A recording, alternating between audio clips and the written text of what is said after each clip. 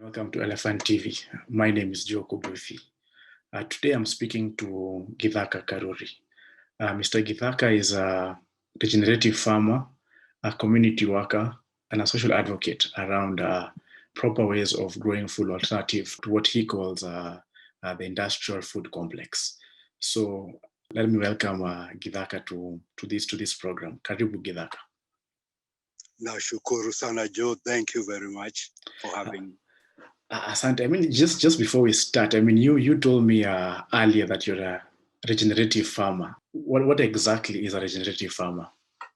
As a regenerative farmer, mostly what I'm involved in is learning from nature herself and implementing lessons on my farming area. Like, Right. for instance, let me put it this way. You see, take a natural forest. In a natural forest, nobody goes there every season and plants. Nobody goes there and does, fertilizer. Nobody goes there and irrigates. Yet you will find that the forest is always on a thrive mode. All the plants are living together harmoniously and really producing. So every season it continues to regenerate itself for thousands of years. So if we could take those lessons and apply them to our farming spaces, what we will be assured of is, first of all, a biodiverse environment, huge variety of foods and other utility plants, and also at the same time a sustainable way of food production going forward. Okay, I mean, interesting. If you look at our statistics, Kenya doesn't have a problem of food production. It has a problem of food wastage. We have weak supply chains. So to my mind, why do we need GMOs yet we still can produce enough? Okay, first of all, let's go with the history of GMOs in Kenya. In 2003, that's where it starts. Kenya ratified the Katanega Act. That's the convention that brought together the international community to agree and legislate ways in which to control and regulate the production, use, and distribution of living modified organisms. Right. Okay. And from there, in 2006, the African Union actually now passed an act banning, recommending the banning of GMOs throughout Africa. And in that same year, Kenya, fronted the biosafety bill, Right. which was enacted as the Biosafety Act in 2009. Right. So 2009 is when Kenya officially banned the use, import, export, growing of genetically modified organisms. Then in 2010, the National Biosafety Authority was established with the mandate to take care and check on all things GMO, starting from taking in application for whoever wants to come and plant GMO or sell GMOs in Kenya, regulating the process from the lab tests to the field tests to the actual release of GMOs, Right.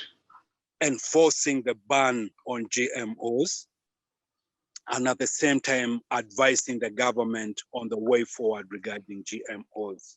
So that's the NBA, the National Biosafety Authority, and that's still the body mandated to do that up to today. Okay. In essence, GMOs are still banned in Kenya. Okay. Okay. But the NBA, the National Biosafety Authority, and we will speak about that later, is continuing to advise the government on the ways to ease us into the GMO Thanks for that history. Why do we need GMOs?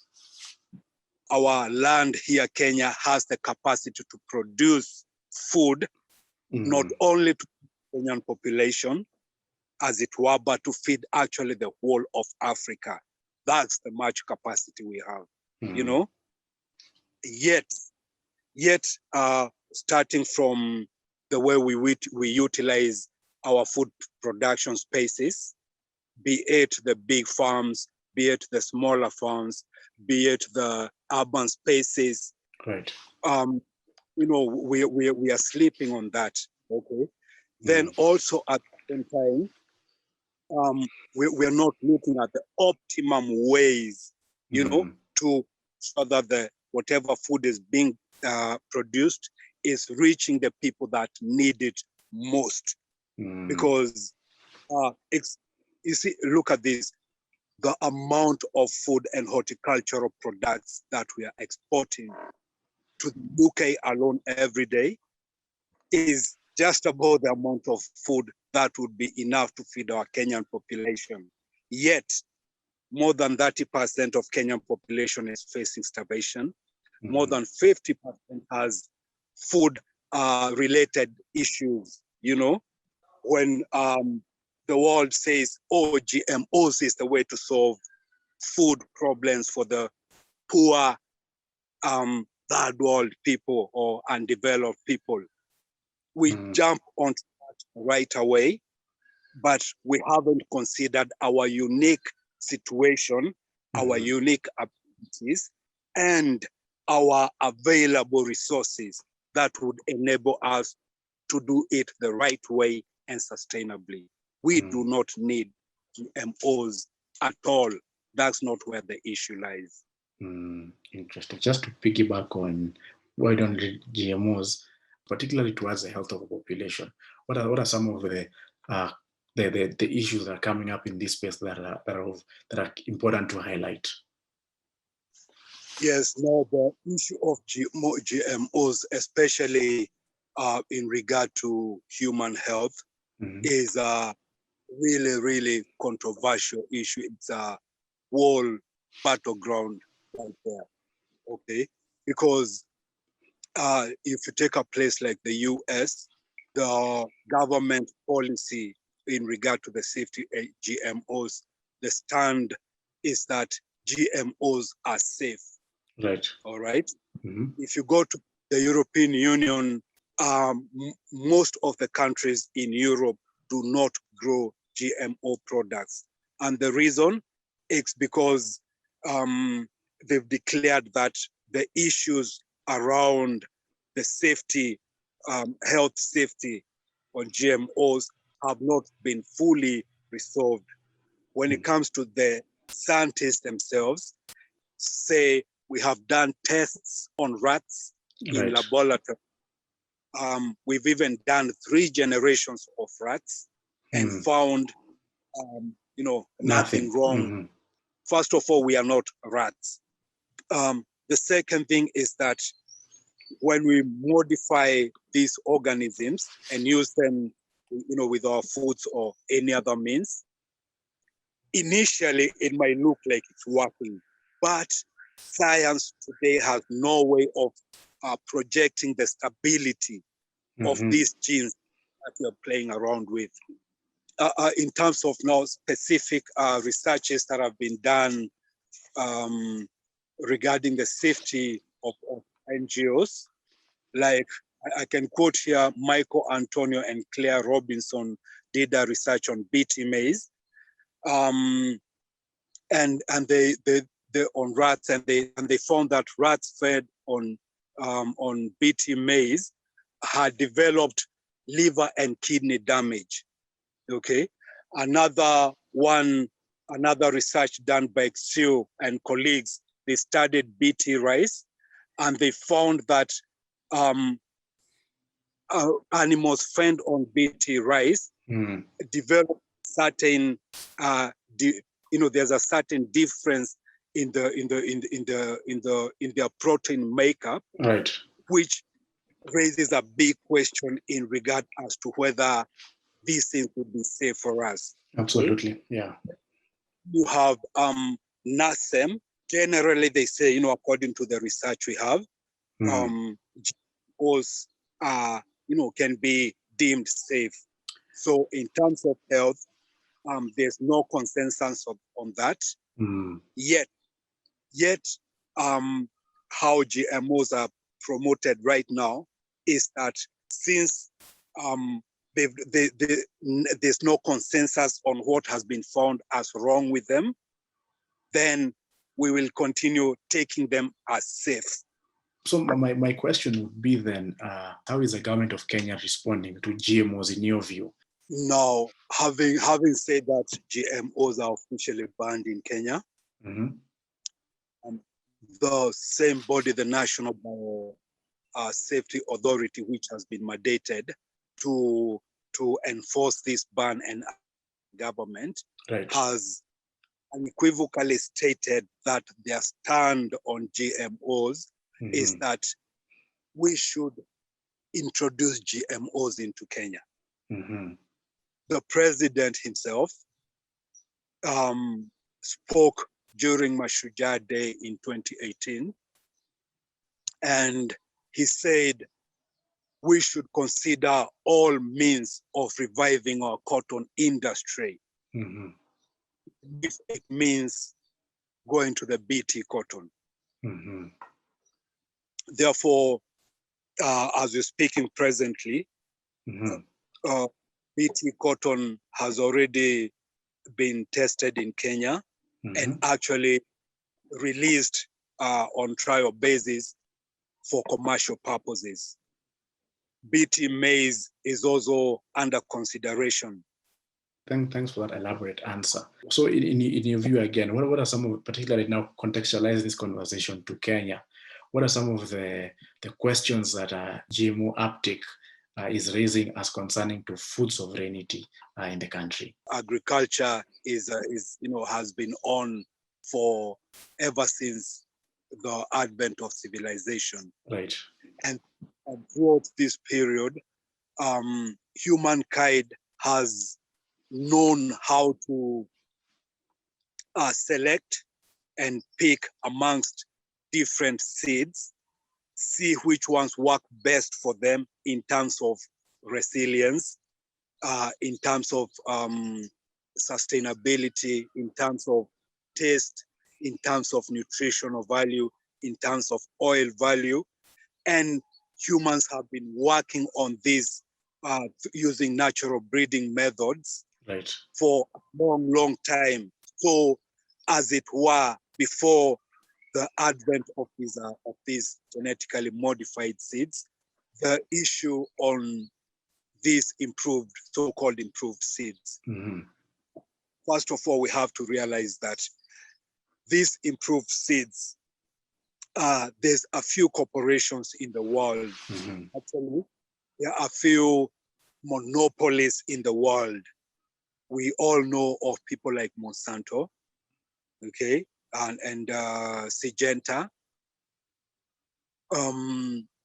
All of these people, and other smaller players, are the ones that have all these big-time laboratories where they're producing these seeds for commercial purposes.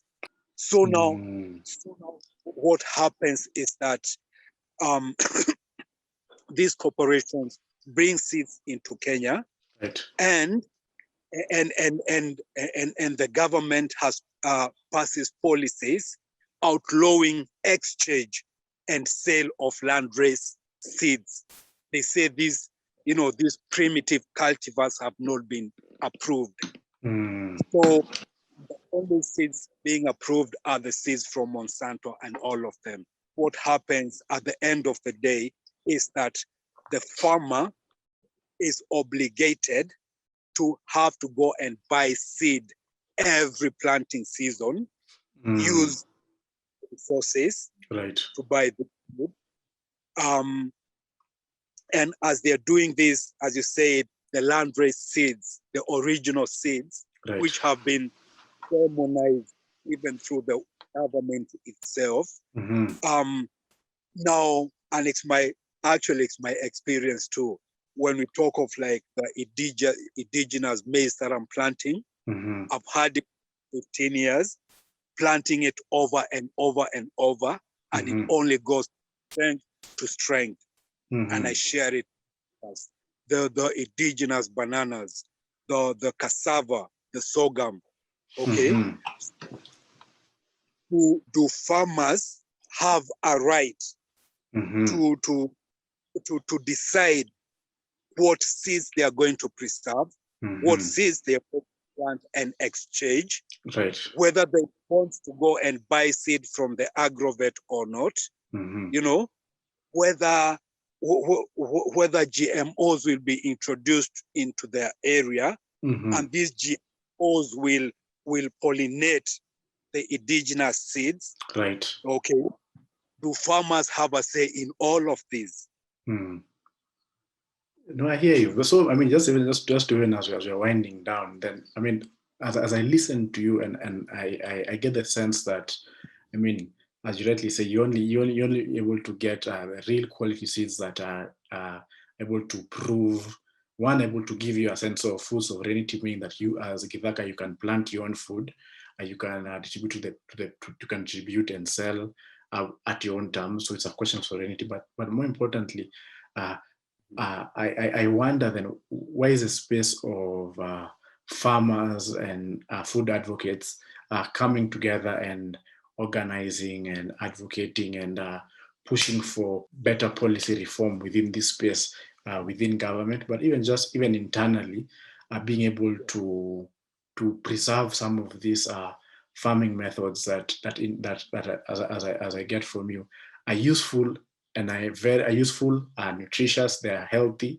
but also are resilient, as you said, for our context. What are some of the spaces that we need to start building, but also what are some of the conversations that we need to start having, both at the mainstream level and both with stakeholders within government and private sector, etc., that we need to start saying this is the way we need to go, guys, and not this way. In terms of advocacy and activism regarding food sovereignty and GMO, introduction of GMOs and all of that, right? We can actually take a page from the people in the US, in the European Union, especially a place like France. The whole reason why GMOs are still so strictly regulated and banned in a lot of countries, the voice of the people. Sorry, but then how do we? So just to not to interrupt you, but how do we get the voice of the people to properly organize? You know, like I agree, it's the voice of the people, but then how do we get? I mean, like we saw just recently, in a couple of months ago in India, how do we get farmers to begin to organize in that space, and they don't see themselves as helpless, but they actually can galvanize and actually start advocating for better policy within their space? We need to put all our efforts, individual and collective, first of all, to raising awareness amongst the farmers themselves. Right. I see, for instance, like right now, there's a big permaculture movement in Kenya, and they are really reaching out to farmers in the rural areas and other places, educating them about the benefits of natural farming from the perspective of land utilization, food benefits, and economic benefits, all of it. Also, at the same time, I may not know all of them, right, but I know that organizations and groups that here and there are agitating for better policy in regard to these things, better education, better awareness. But these groups may be also, like I said, isolated. No, I mean, I think that's a fair enough conclusion. Just saying that, I mean, I think just having the conversation and bringing people together. Thank you for spending some time just share your insights as someone who's not just a farmer on the ground, but also someone who's actively organizing the community and pushing for better spaces, better food sovereignty within the Kenyan context. Thank you for being on the Elephant TV. Asante sana Githaka. Sasa nashukuru sana Joe, and thank you for the good work you're doing.